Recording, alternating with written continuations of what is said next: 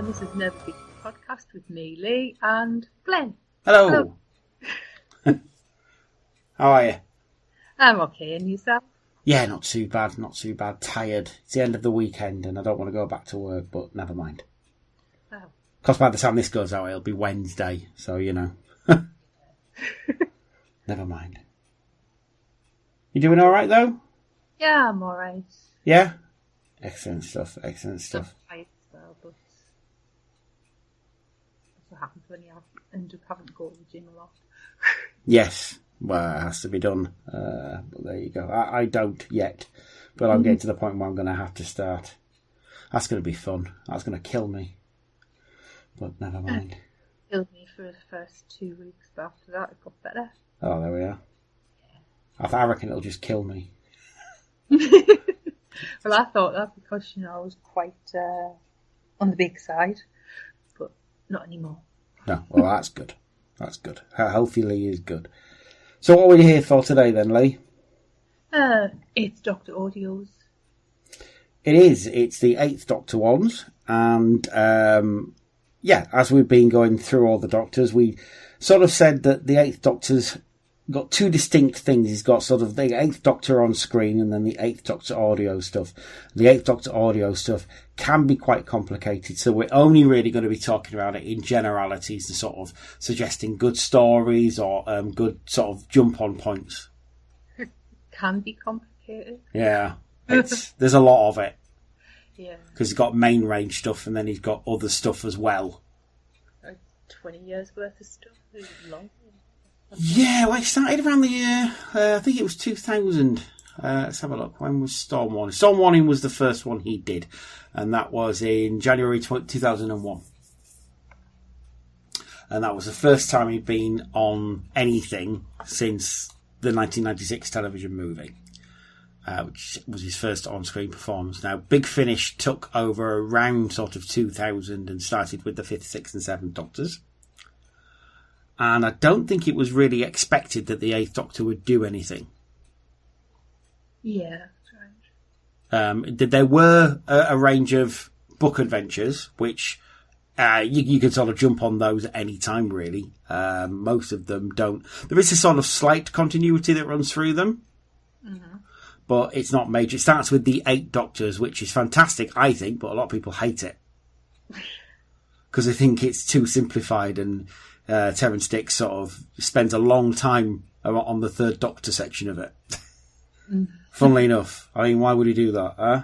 Well, I can't imagine why he would do that at all. It's hilarious how much fucking hero worship he gives the 3rd Doctor in that. But it's understandable. But he also wipes out the half-human thing, which I always hated, because he says straight away, the Doctor was just kidding. Yeah. It doesn't even explain it. It's just kidding. No, that's it. Which is hilarious. But, so we'll be suggesting good jump-on points, good stories to listen to, that kind of thing. Going through it sort of as much as we can and sort of suggesting where we think or what stories you should listen to.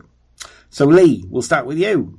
What's the first story you listen to, and what would you suggest would be a good jumping-on point for Doctor Who fans for the 8th Doctor? Oh. My favourite story is The Horror of Glam Rock. And, yeah, exactly how it's done. And that's with Lucy, isn't it? Yes, with Lucy. That's Lucy Miller. Yes. Basically, Lucy and the Doctor end up in a motorway cafe in the 1970s with a load of rockers kicking about the place. It turns out everybody's food. See, I've not listened to that one yet. I need to. The only one I've listened to with Lucy is Blood of the Daleks. Mm-hmm. Yeah, that one's good as well. That is a damn good one, and that's Lucy's first, isn't it? Yeah. Where I think the Time Lords just say, "Here, you need to be with the Doctor," and then just chuck her into an adventure with the Doctor. Yeah, more or less. That's basically what happens. Yeah, this one's kind of bittersweet as well because it has Stephen Gately as one of the cast. Oh, right, okay, it was quite... Oh, right, okay. Him, Boyzone, he died, and the Daily Mail did a right hatchet job on him when he died. Yeah, that was really bad because they sort of suggested it was, well, you know what gays are like. Yeah. And it's like, well, no, he had a congenital heart disease nobody knew about. Yep. If I remember correctly. Yeah, it's basically what happened. It's pretty horrific the way the Daily Mail treated him. It was Jan Moyer, wasn't it? Yeah. If I remember correctly, in particular. But I really like Stephen Gately. I reckon he was kind of done with Boyzone and singing, and I think acting is what he would have done next.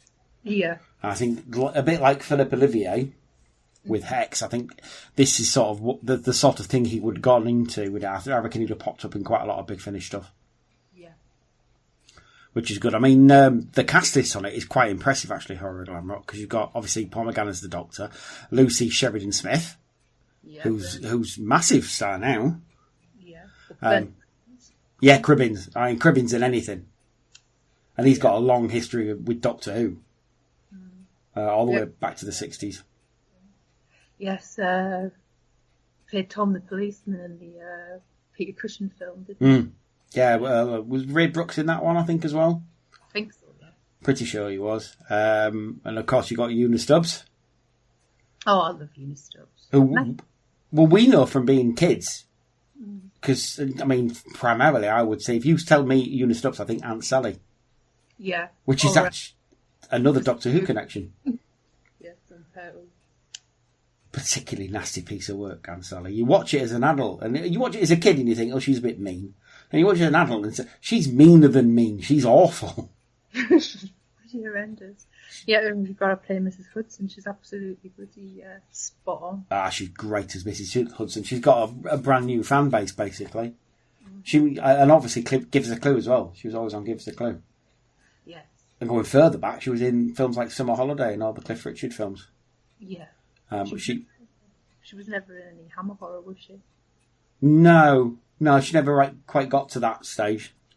I think there were other actresses sort of took that spotlight away from her, like your Ingrid Pitts and your Caroline Munro's. Well, oddly enough, Caroline Munro is actually in one of the Doctor Who's as well. She's in Omega. As Omega's little consort. And she's really good, actually. But she was in all the Dario Argento films with Caroline Munro as well. So I don't know how we got here, but never mind. But like I say, Stephen Gately's in it. Claire Buckfield from... was she the one from 2.4 Children? Yes, she was. She was the one who's married to Tony from Hollyoaks. Uh-huh. Yeah, so she's in it as well. And then Lindsay Hardwick and Katrina Olsen, who are sort of Big Finish people. But yeah, it's as far as I can tell. I've not really listened to it. I haven't got there yet. But Stephen Gately plays sort of like a Bowie-esque, Mark Bolan-y. Yes, definitely. Sort of character. Similar to Father's Day as well. Yes, it all seems to be that kind of thing. I will definitely have to listen to it. It's one of the later ones actually, so that's why I've not got there yet. But you like it. Why do you like it so much, Lee?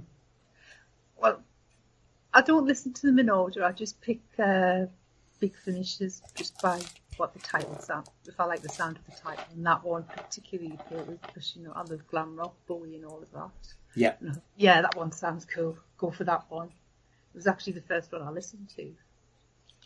All right. Okay. Yeah. Sorry, I was just taking a drink. I do apologise. I can't think of the one what was the first ever Big Finish that I listened to? Because I came to it quite late, so I can't really count Sharda. I listened to that, but that was BBC, wasn't it? Yeah. And then Real Time was as well. But I think Big Finish did... I think they recorded the stuff, so technically I suppose Big Finish. But the actual proper... I used to work with a guy who edited a magazine, sort of like a cult magazine. And he got sort of press gratis versions of Big Finish stuff to review. And he said, I've been given these ones. You like Doctor Who, don't you? He says, right, you want to listen to them and then give them back? I said, oh, yeah, brilliant. Might have made copies of them, but anyway. It was over 10 years ago, it's fine. So it was actually Blood of the Dragon was the first one I ever listened to, the Fifth Doctor one with, what's he called? James Purefoy as Count Dracula. Or Vlad, but he'd be paler as he was. Fantastic one. And there was a Sixth Doctor one, I can't remember which one it was now. but it was one with Mel anyway. But yeah, Blood of the Dragon, I very much remember, and I'm thinking, yeah, this is awesome. And it was Perry, and it was RMM, and it was like, oh, I'm really liking this. And then, obviously, not so long back, I came back to sort of Big Finish, and I've got a load of them. I've just sort of acquired loads of them over the years now. And yeah, I've finally decided I'm going through them, so I am going through them quite a bit. So yeah, I suppose the first 8th Doctor one I listened to would have been Storm Warning, which was the first one he did, which is the one where you meet a character that is hugely important in Doctor Who history, but not an awful lot of people, unless you listen to Big Finish, will know who she is. And in fact, she's really famous for doing something else completely as the actress India Fisher. But Charlie Pollard is hugely important in Doctor Who lore. She's the one that actually fell in love with the Doctor, and the Doctor loved her back. Which was the first time, really, that had happened. Outwardly, anyway. Because you could kind of do that with McGann's Doctor. Yeah. You can do that with... Oh, sorry, go on. I was just about to say, I think I would. I think a lot of... Dashing, romantic-looking blow. Byron-esque. Yes. Slightly scouse, lilted accent.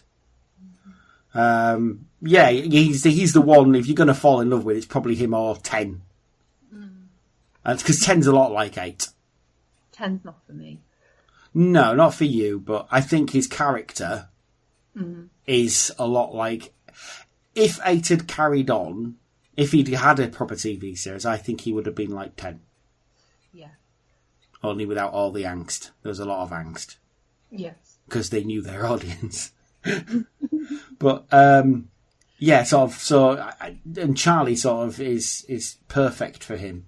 Because she is Edwardian, she is an adventuress, she won't sort of take no for an answer. She's a great character, is Charlie Pollard. I do love her a lot. I don't think India Fish is the best actress. I'll say it now, and that's going to cause a lot of I don't think she's the best actress. I think sometimes she is a bit over the top. Oh, Doctor! Yeah, but I think it kind of suits the character. Like I say, she's more famous to most people for doing the voiceover links on MasterChef, which freaks me out. Today they're eating. But no, she's ace in the Doctor Who, and I love Storm Warning because it's got sort of the time monster sort of stuff going on, but it's also got lots of weirdness as well, because you've got the captain who knows exactly what's going on, and the future of the galaxy is going to be decided, and there's all sort of weird beings, and I'm not going to go into it too much because I don't want to spoil it for anybody if you've not listened to it, but it's all to do with the whole Charlie Pollard arc, which sort of, in the main range at least, forms quite a bit of a chunk of the first sort of era of the 8th Doctor, because Charlie is a character that shouldn't be.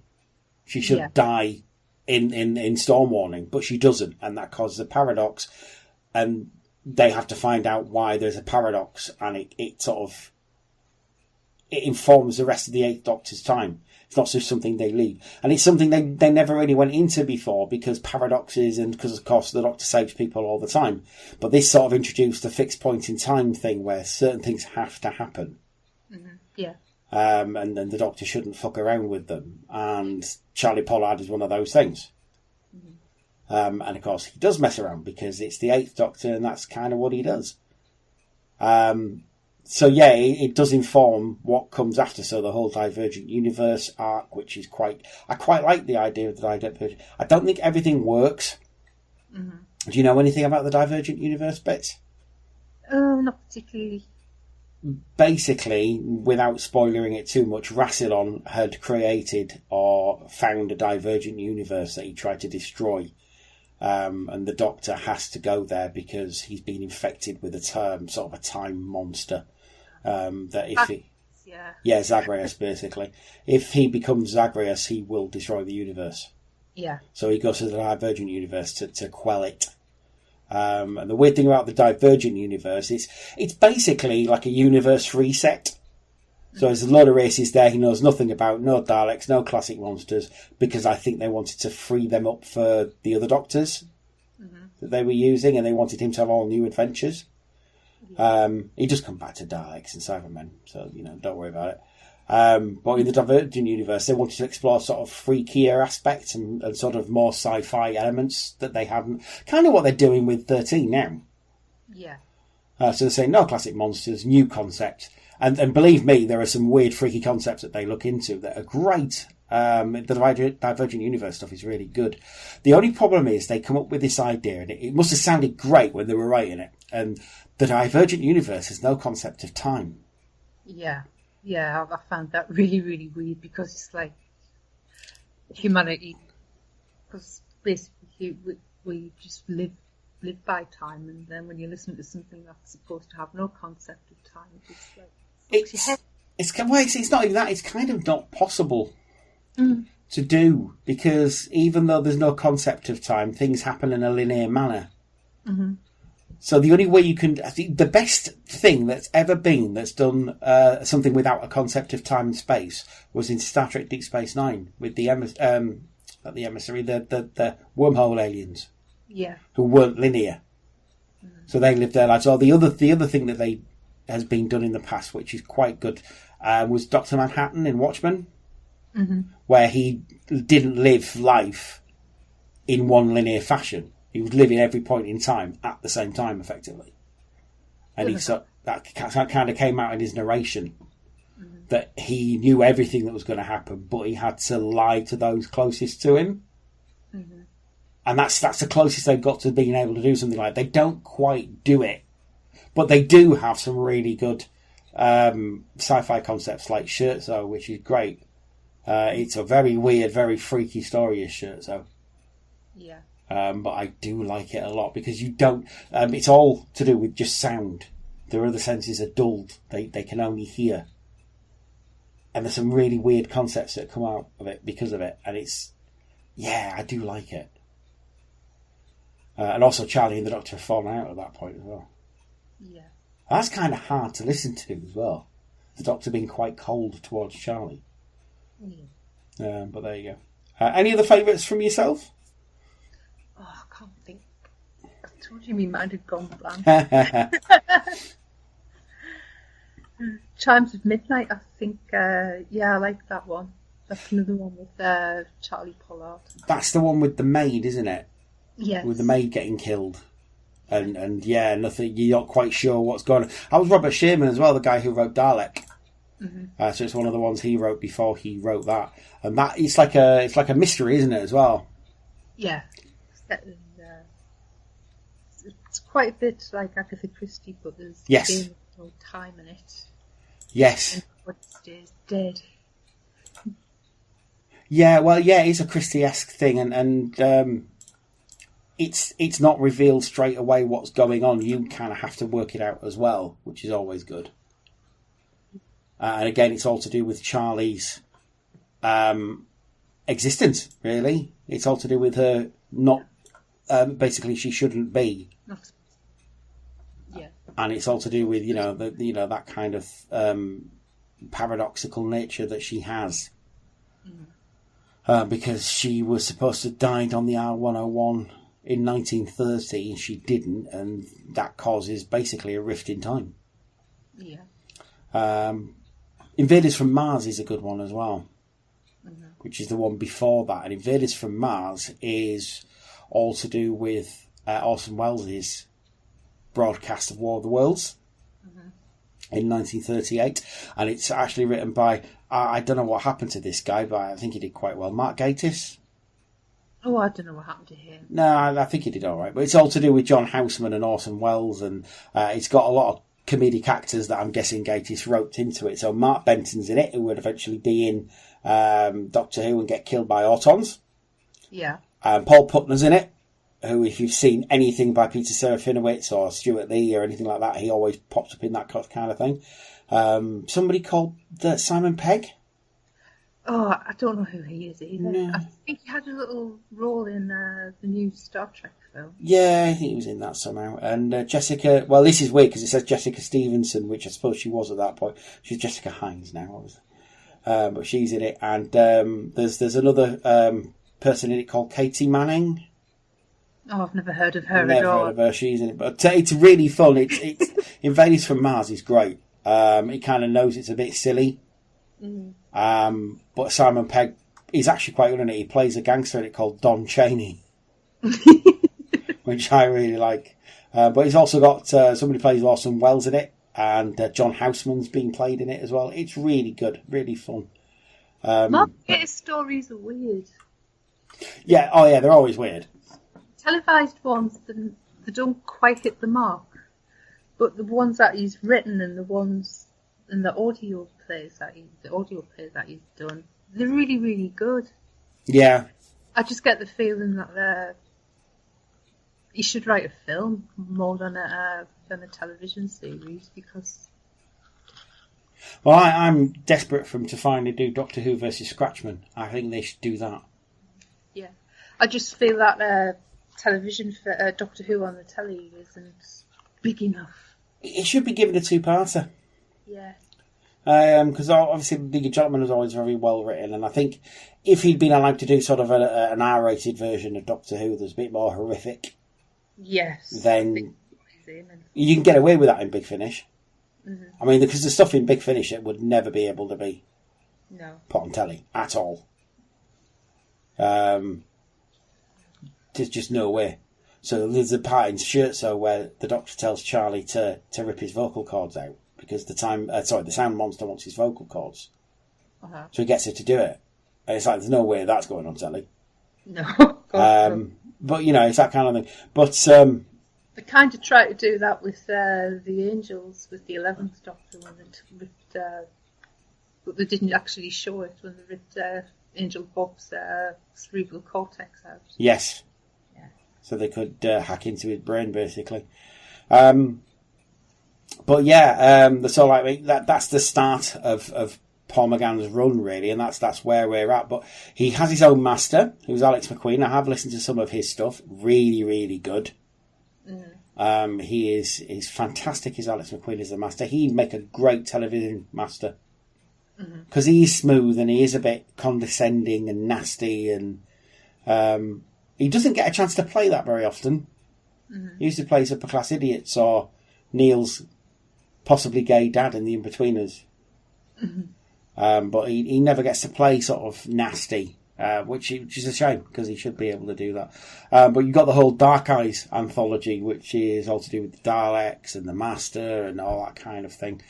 So they're really good as well. I've listened to a little bit of that, not too much that I can actually talk about it a lot. But yeah, he sort of undergoes a few changes to the Eighth Doctor, because obviously he starts off as this Edwardian adventurer. He even hooks up with Mary Shelley.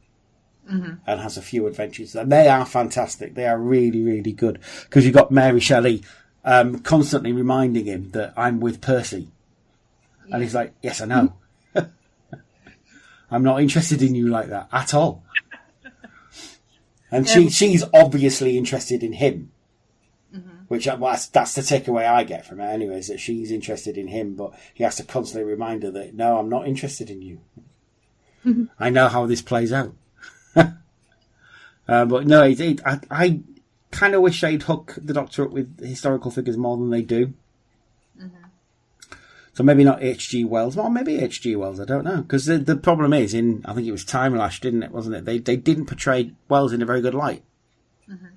Which, I did like Time Lash. I like Time Lash. I have no problem with that. A lot of people were saying it was rubbish, and it's a bit rubbish, but it's got Avon in it. How much can you dislike it? It's got Avon in it. I know. With the Paul Darrow eating up all the scenery there. He's having a whale of a time. Salt and pepper and everything. He's having a whale of a time. Oh yeah, and then pairing him with Colin Baker again. Yeah, two people just who love eating that scenery. Yeah. It's got to be done.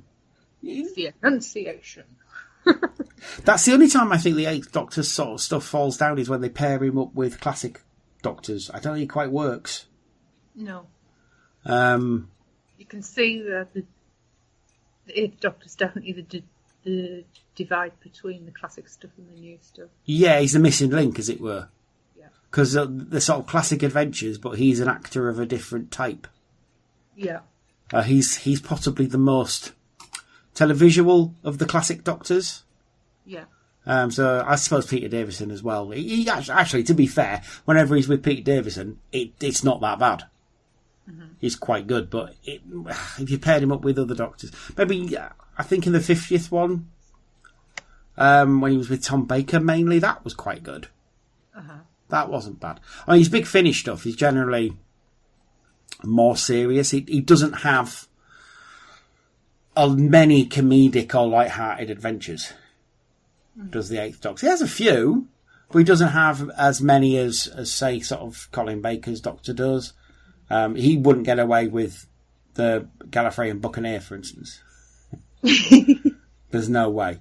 Although what gets me about that, I was listening to it the other week, and I've always been informed by people who listen to a lot of Big Finish that, that's just a silly episode, Doctor Who sings in it, and it's just, there's a lot of singing and it's silly, and I think it's quite a dark episode, actually. Mm-hmm. Doctor Who and the Pirates. I think Bill Oddie's character, he gets sort of singled out for being silly, and he's not silly at all. He's quite nasty. But there you go. That's what people are like. But the Eighth Doctor in Big Finish. It's like I say, it's not something I've listened a lot to, but it is very complicated. There's a lot of stuff to get through. Yeah. I mean, is there anything else sort of you want to talk about with regards to that? I mean, it's really bad, but, at the end of the day, we haven't listened to it, but we couldn't sort of put it in the main episode, really. Mm. So it's sort of more of a sidebar than anything else. Yeah, it's just, there's that much, it's so complicated, you don't even know where to start. Yeah. So it's going to be a case of we will talk about individual stories later on down the line, but at this point in time, it's not worth us going into it as much as we would like to. Yeah. The ones I would say you probably want to listen to, first off, is Storm Warning, because it's the first episode where Charlie is into it. Scherzo's a good one as well. The Greyish you definitely need to listen to, because it tells him where he comes into it. I would also highlight the Natural History of Fear. It's a very good one as well, from 2004. And things like Dark Eyes. Like I say, I've only just started listening to Dark Eyes, but it's really, really good. I'm guessing, Lee, with you, Horror Glam Rock? Yeah, and also the Diary of River Song with the Eighth Doctor on there. Well, obviously. Yes, obviously. They're really good, those, the Diaries of River Song. The Diary of River Song. Well, it's Alex Kingston. She's generally pretty good in everything she's in. Yeah. And she seems to really love being River Song as well. Oh, yes, she does. Which is one I recommend there would be I Went to a Marvellous Party. Which is also not only a Noel Coward song, but a Divine Comedy song of the Noel Coward song. Which is excellent stuff. Right, excellent stuff. Well, it is a short one this week, but we will be back next week with the new era. Mm-hmm. Into New Who with the Ninth Doctor. Yeah. Everything changes. And we've got 2 Ninth Doctors to talk about. Because there's 2. You might not think there are, but there definitely are. But Lee, until then, where can people catch up with you online if they need to? Catch up with us on Twitter at Lee_fitsin. And of our Facebook page, Nerva Beacon Pod. Excellent stuff. And the Twitter as well, which is at Nerva Beacon Pod. If you want to catch up with me, it's Glenn Jakeman on Facebook and also at Cymru Nerd Cave on the old Twitter.